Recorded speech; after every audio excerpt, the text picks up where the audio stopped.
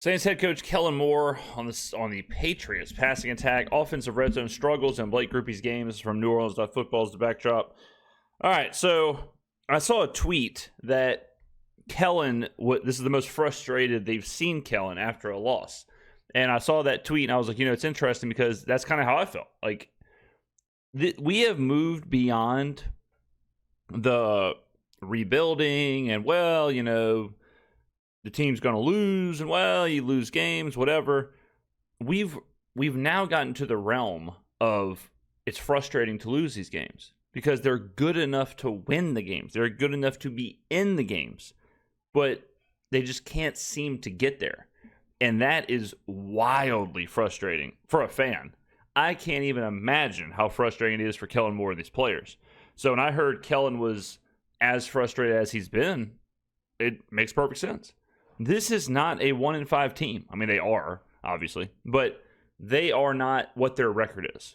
They should they be 2-4? Should they be 3-4? What you can argue, whatever. But they are not reflective of their record. And, to watch these super close games get, slip through their fingertips because of these random things like a drop here or a fumble there or a penalty here or a drop here. It's just, it has to be taking its toll on Kellen and the players. England made more plays than we did. I thought, our play style, I thought our guys played fast, they played physical.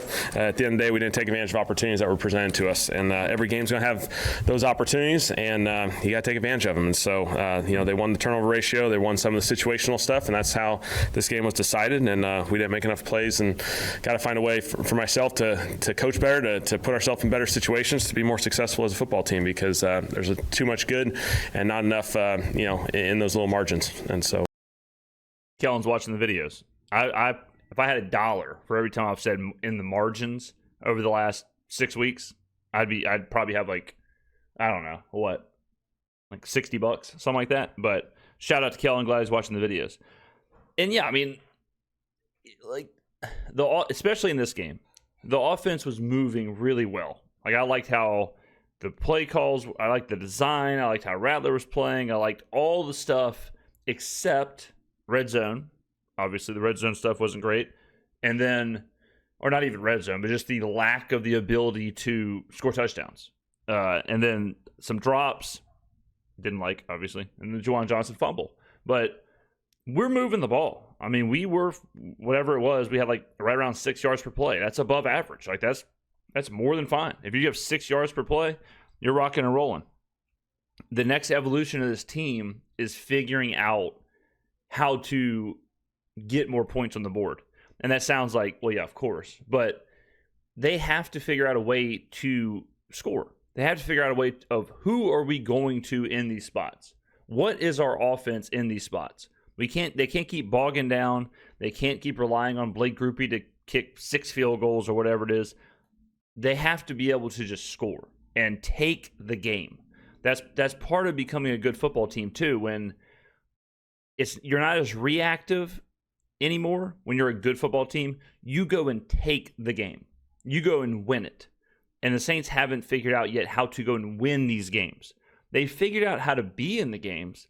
They figured out how to be competitive, but they haven't figured out how to go and take it. Medically, I think we're okay. Nothing really drastic came out of the game, and so we just got to get better and keep moving. What, in your perception, has sort of been the roadblock or series of roadblocks when it comes to offensive possessions beyond the 50-yard line? It feels like maybe the field condenses and then the scoring isn't necessarily there. What are you looking at? Yeah, that's on me. Obviously, we're not doing a good enough job. We're extending some drives, and then we're not getting the ultimate points that we need out of those drives. And so whether it be settling for field goals in the red zone or getting stalled out and just across the 50-yard line, we're not doing enough good stuff. And so, it seems like there's always a bunch of little things that come up, whether it be penalties, missed opportunities, find a way to get that because, I thought we moved it at a decent rate. We just didn't take advantage of the opportunities when they're presented.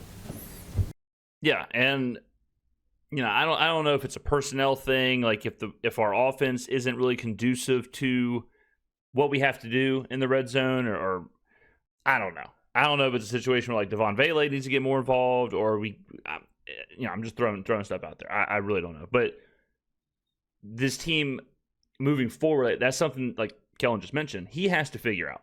And that's up to him. And he has shown that he can evolve and adapt and all that stuff for the first 6 weeks. So I have no doubt he will. But, yeah, we need it. What was the issue with the defense being able to guard Tayshaun Boutte, or even the deep passes in general against the Patriots? Yeah, New England made plays. They had one-on-one opportunities and they made plays. And those are contested, those are challenging situations. But we got to find a way to come up with more of those on our end. And so that's what this game's all about. It's one-on-one opportunities throughout these games, and we got to find a way to get it done. This is the fourth consecutive game that the opponent scored touchdowns in their first 2 drives. Is that in and of that start? Is that It's obviously we're not starting fast enough from a defense perspective, and we got to play better. We got to have a sense of urgency to get out there and get ready to roll. That's a couple weeks in a row in that scenario, and so that's not the formula we want, to be feeling like we're playing behind for a little while. And so again, we got to take advantage of opportunities, and they come in all 4 quarters, and every moment is the same value from the first quarter all the way through the fourth quarter. Yeah, and 100%. And that's part of this too, where it seems like, and he's talking about like these one-on-one situations or whatever, but I always look at like these 50-50 situations, these like coin flip scenarios. And the game, any football game, or any sport really, but any football game is made up of dozens of these like 50-50 scenarios. Usually, hence the name, usually they go kind of back and forth, right? Like, one team will have a drop, but another team will have a mishap here, and then this team will have a fumble, but this team will have this, and then it all kind of evens out at the end, and then whoever makes plays wins. It seems like in these Saints games, the Saints are losing like all of the 50-50 situations. I mean, in this game in particular, if you take away like any of the Olave drops, totally different game. If you take away the Juwan fumble, totally different game.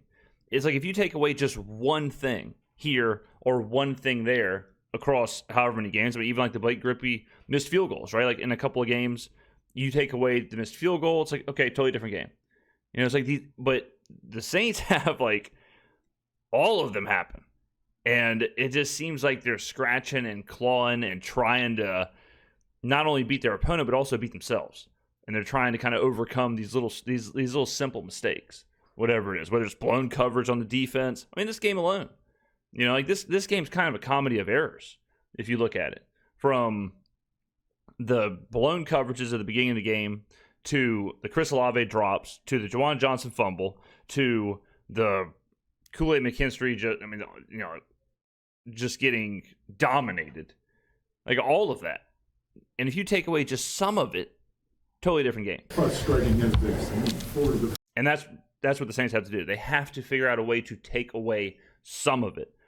This isn't, and that's kind of the worst part, is that this isn't a young, like, we're rebuilding, young players got to develop, and young players got to get better.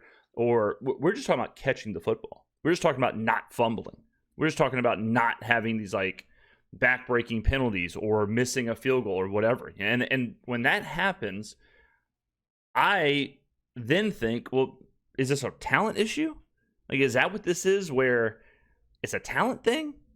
Because it's not like, like players don't just, you can't develop in the NFL and learn how to catch like wide open passes or not fumble or, to cover a wide receiver as a cornerback. Like, those are things that they should just be doing. And it seems like those little things that they should be doing, they aren't doing. So, I don't know. But, I mean, and then, like after the Saints game, I'm watching the Buccaneers 49ers game, and Tez Johnson catches this touchdown pass from Baker Mayfield. He's like diving, like a diving catch.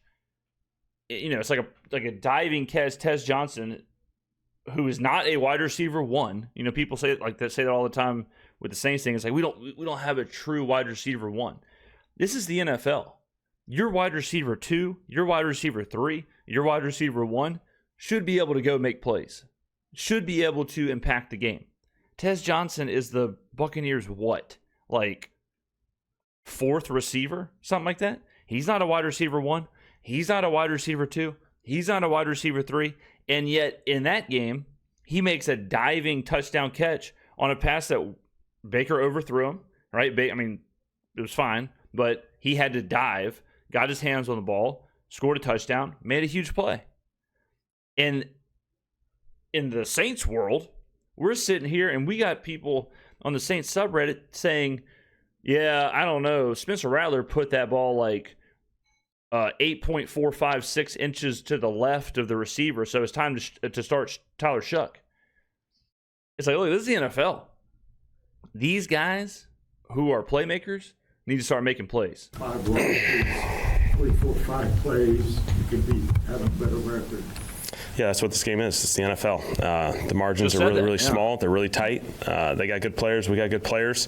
And it's a matter of taking advantage of the opportunities that are presented. And so, we're not getting it done. We're not getting it done in those situations. And we have opportunities. And so, for myself, I got to figure out a way to get us there because, again, we're close. We're knocking on the door, but we're not opening it. And so, I got to find a way to do better. The question, he nailed it, whoever that guy was. He said 4 or 5 different plays, and you have a much different record. And that's exactly how I feel about this season so far, specifically a game like this. I mean, the Seattle game is the only game where you can look at it and you're like, all right. I mean, that was not our day. But any of the other games, including Buffalo, any of the other games, we were in it, could have won it. In some of these games, should have won it. I'm not going to say we should have beat Buffalo, but a couple plays here, a couple plays there, very different game. San Francisco, Arizona, you have a chance to win both of them. Patriots game, you have a chance to win the game, right? Like, game is there for the taking. And it's crazy how far we've kind of swung, where it was 6 weeks ago, where the conversation was march for Arch, tank for the first overall pick, worst team of all time, send the Saints to the Mountain West. And now it's crazy because the record is not good. The record's 1-5. But this team is playing way different than I think people expected them to play, even though the record is pretty close to what people expected the record to be. And like this guy asked the question, the difference in how they're playing and that record is a couple of plays. Unfortunately, 6 weeks in, we're seeing those couple of plays every single game. We're seeing the drops by whoever every game.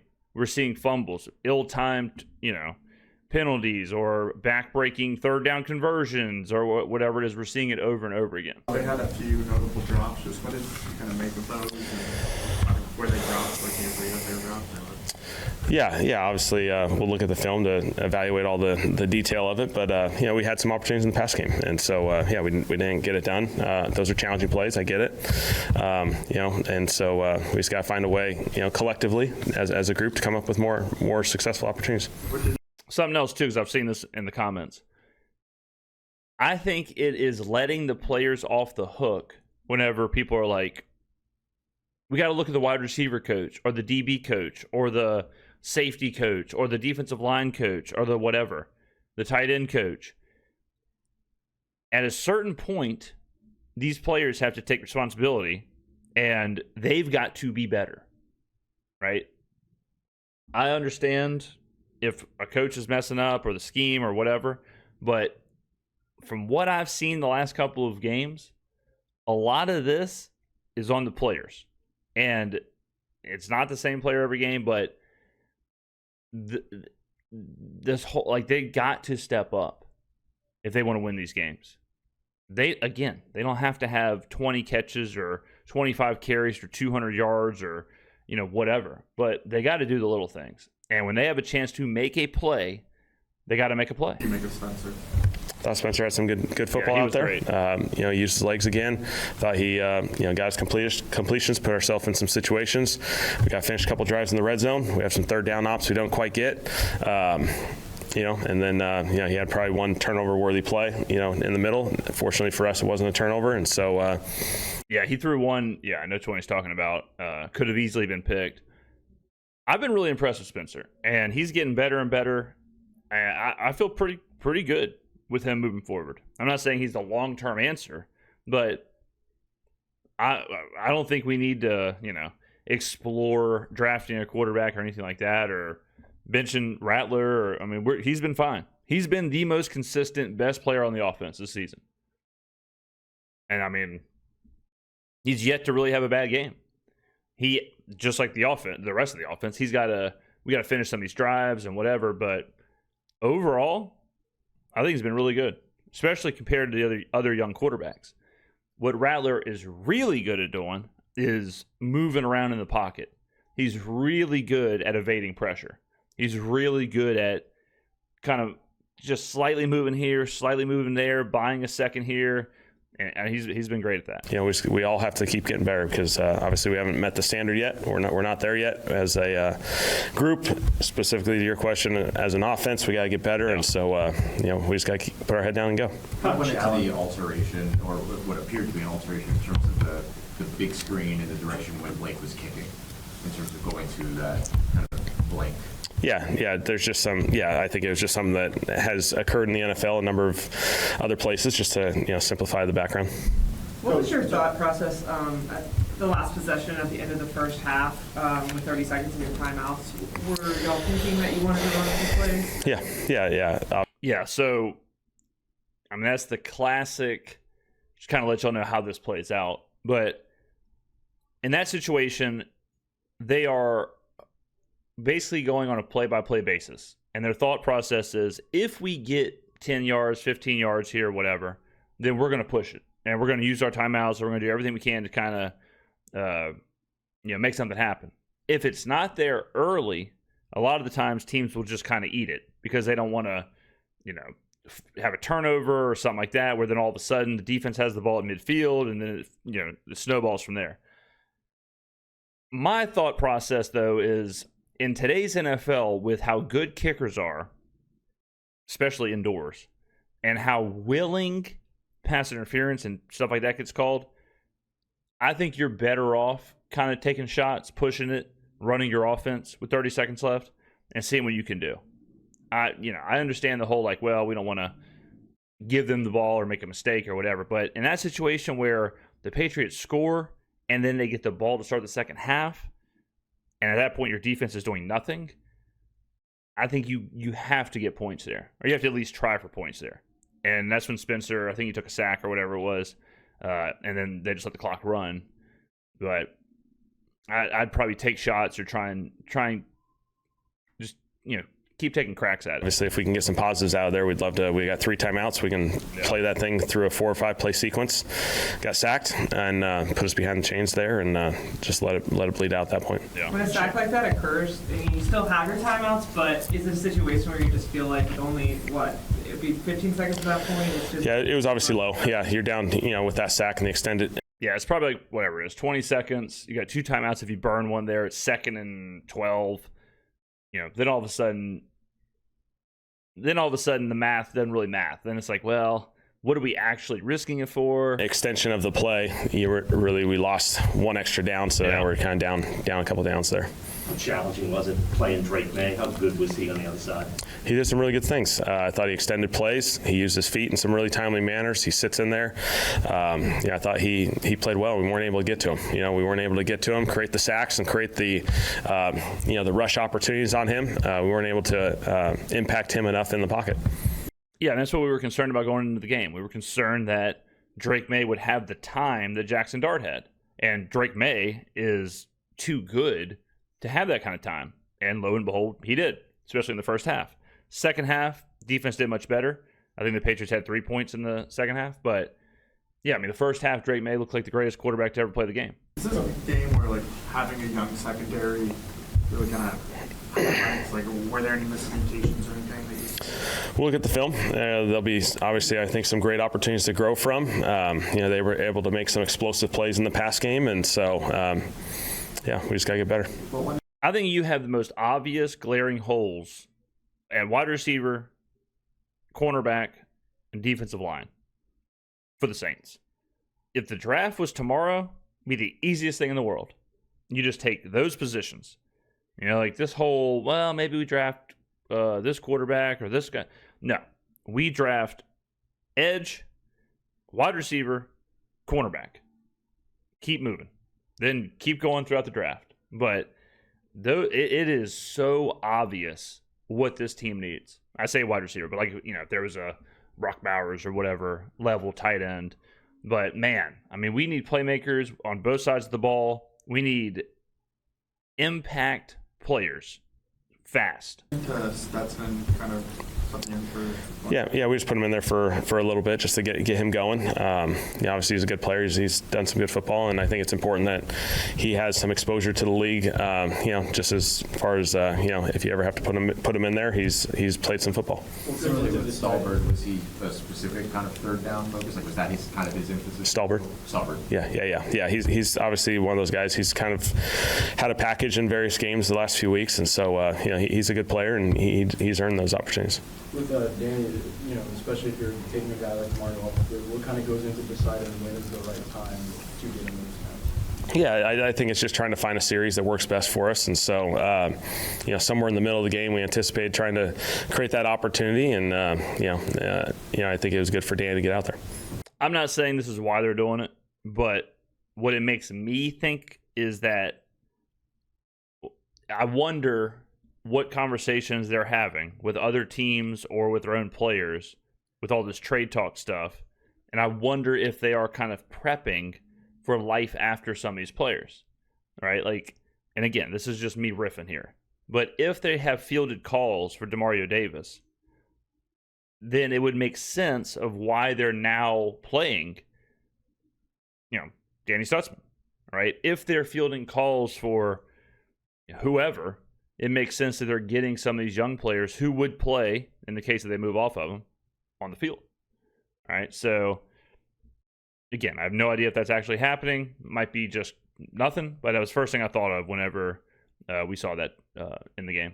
Kellen, when it comes to Spencer, where do you need to see him improve? Because you look at the stat sheets for most of the games, he has a high completion percentage and not many turnovers, but it's not translating to wins. Yeah, we just got to win in the margins, which is all the situational football. We got to convert in the red zone, convert in third downs. Those are the hard downs. Those are the tough downs, and we got to do a better job in those situations. We talk about contested catches a lot on offense, but from a defensive perspective, is that an area that you feel like kind of got away from you guys today? They made the plays. They made the plays in those contested situations. Their receivers were physical. They went and attacked the football, and they made some plays when they had to. When you talk about the margins, like some of the fourth down decisions, like the models out there say go on some of them, do you have to start being more aggressive to capitalize on those margins? Is that potentially? Yeah, we got to calculate it in every possible way. We got to understand, there's the numbers, which we certainly are very cautious of, and then there's the element of making sure we got what we need to have an opportunity at the end of the game. And so, obviously I'll look into every little margin and see if I got to do better from being more aggressive or calling some more fourth downs. Yeah, I mean, that all goes into it, sure. But what it helps also is when players are doing things like catching the ball, or we are forcing them to have incompletions, things like that. As much as I would love to say, well, we really need to be going for it on fourth down, or well, we need to do this, I'm more concerned about the drops, the fumbles, the lack of pass breakups, the lack of sacks, things like that. That helps win those marginal things too. And that's why it feels like the Saints have to be perfect, is because they're not forcing enough of these game-changing moments. When you're not getting pass breakups, when you're not getting sacks, when you're not doing those things, then every single possession is the pressure on it is ramped up. Because if you punt, we're already down. If we punt, now we're down a possession, we're probably not going to stop the other team. So now we're chasing, now the math isn't there. Like, we're chasing a score, we're chasing something we can't get to. And that's how it's been in the 49ers game, the Cardinals game, and this game, where you miss a field goal or drop a pass or fumble or whatever, and then you're down a possession, but there's not enough game-changing things happening to get back that where you're now negative a possession. And then all of a sudden you lose by a possession. And at the end of the game, it's like, well, damn. You know? And you're looking around like, well, makes sense, right? You lose by a possession. You gave one away. Simple game. Can you describe the mood in the locker room after this? Yeah, just frustration. Obviously, there's opportunities. I think everyone can feel that. We had our opportunities in this game. We just didn't get it done. What do you think of the groupie stage, given some of the struggles to start the season? I thought Blake kicked the ball really well. He gave us an opportunity. He was able to kick. Yeah, I mean, he kind of saved us. So there was a few kicks there where, again, if he would miss a kick, the game's over. Because then the Patriots had the ball at the 50-yard line. We lose a possession. We don't have points on the board.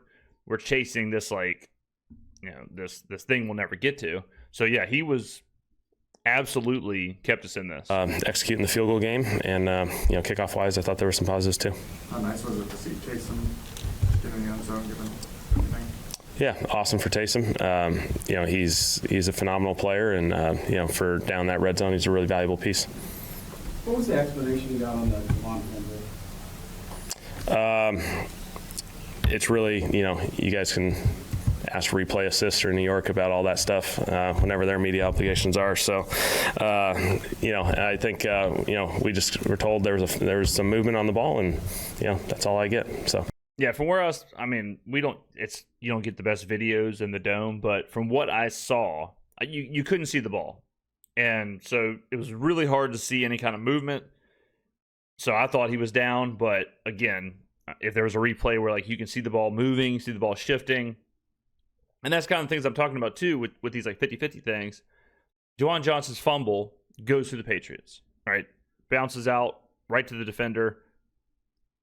Next series, Drake May has a fumble.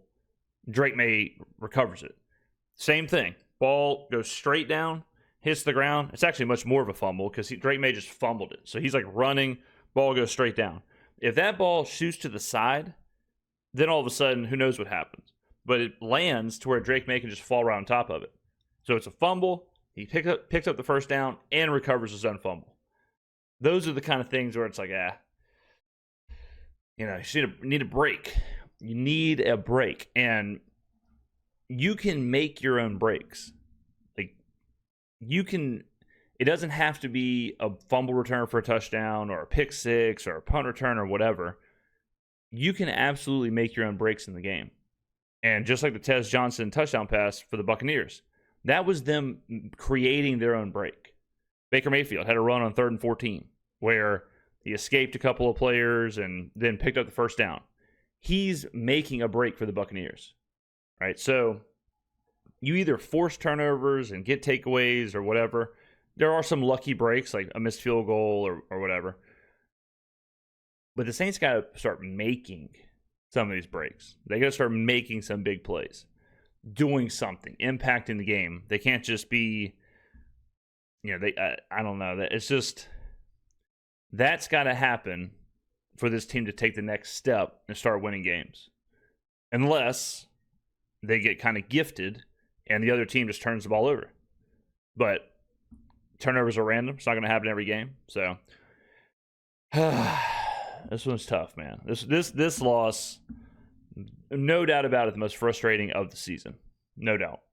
Because at the beginning, you're like, I don't know. We're just happy to be in the games. We're happy to be competing. At least we're not the worst team in the NFL.